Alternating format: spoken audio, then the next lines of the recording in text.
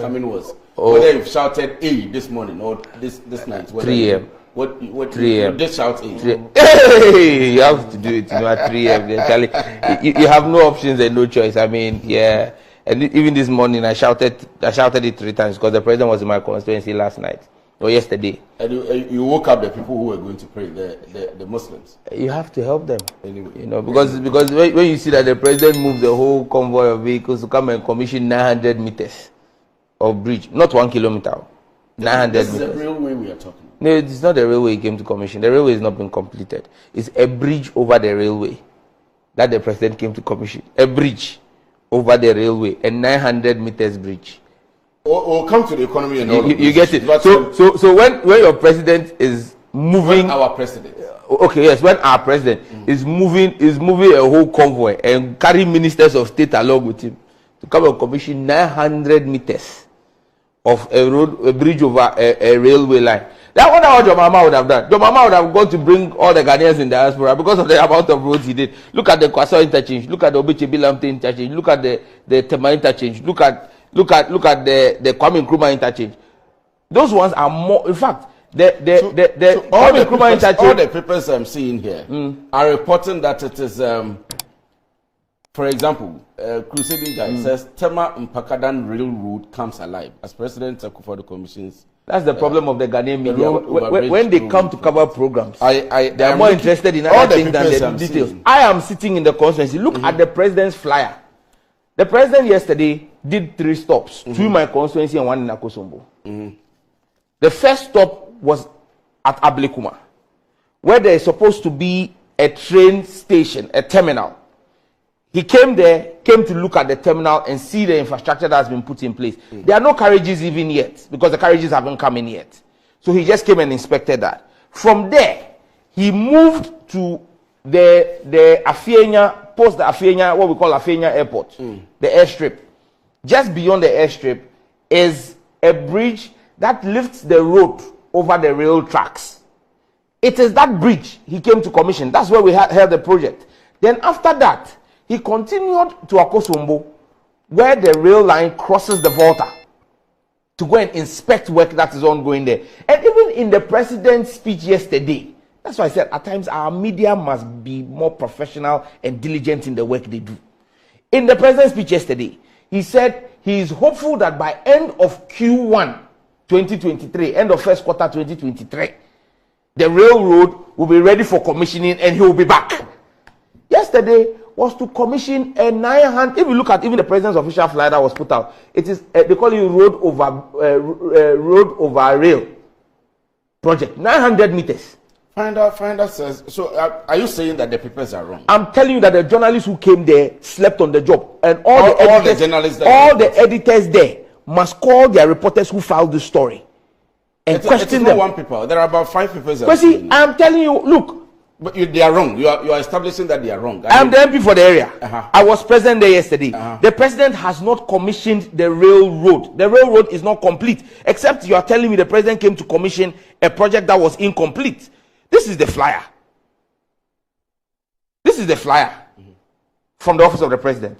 Commissioning of 900 meters road over bridge at Afenya. Commissioning is of 900 meters road over bridge at Afenya and inspection. Okay, I have daily graphic reporting. Inspection of new Afenya railway section stroke 300 meter Volta rail bridge at Senchi. Official. I think that's settled. No, that's the daily graphic confirms my position. You see why many times we say that most of the other newspapers are not worth the paper they are printed on. Let me box on.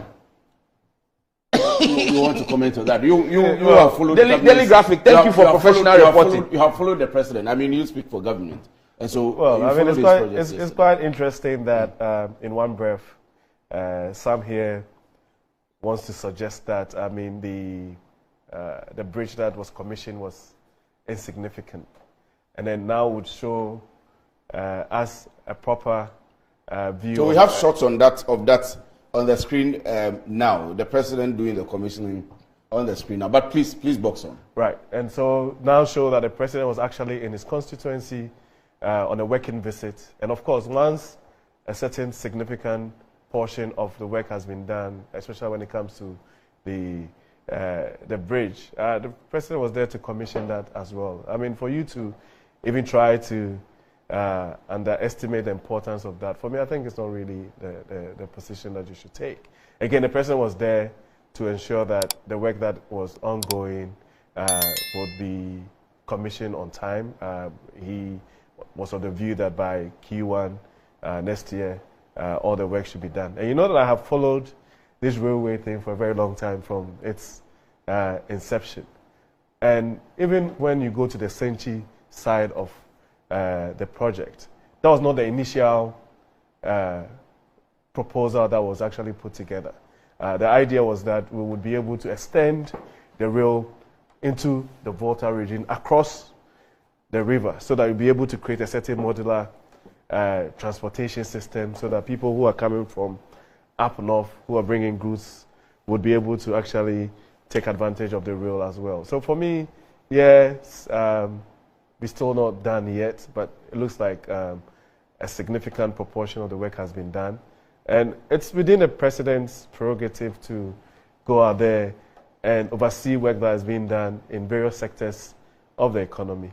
And, you know, sometimes it's very difficult for some to commend the president when he does good stuff. But that's normal.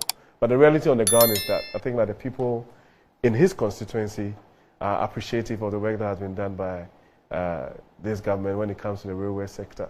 And I believe strongly that as we go forward, some of these things will come into play so that it will be delivered, the project will be delivered in time for the Ghanaian people to take advantage of that. And you see, in terms of even the benefits that will accrue to his constituency, for example, if you do a cursory research, you realize that anywhere that you take rail, there's a certain with like exponential development that comes with it, because people now, for example, your constituency becomes like an hour away from the city. You have residential development, businesses might move there, and all of those. So those are things that, as far as I'm concerned, we should be looking forward to. It's not everything that is negative. I mean, we can't, live in a country where even the very things that, for me, are of benefit to every single Ghanaian still becomes a political conversation. As far as I'm concerned, there's a lot of benefits that will accrue to everybody across the line, even when it comes to residential property and the value of land and all of those things. You know for a fact that immediately it gets up there, the value would go up and people will actually start moving there. Basically, let me just quickly make the point. Right, that's fine. Ningo Pram Pram is not a village. No, I didn't say the suggestion that now properties will come up, price of properties will go up, residential and industrial. My friend, you need to visit Ningo Pram Pram. No, I didn't say. I was just saying the rail line is moving through highly densely populated areas.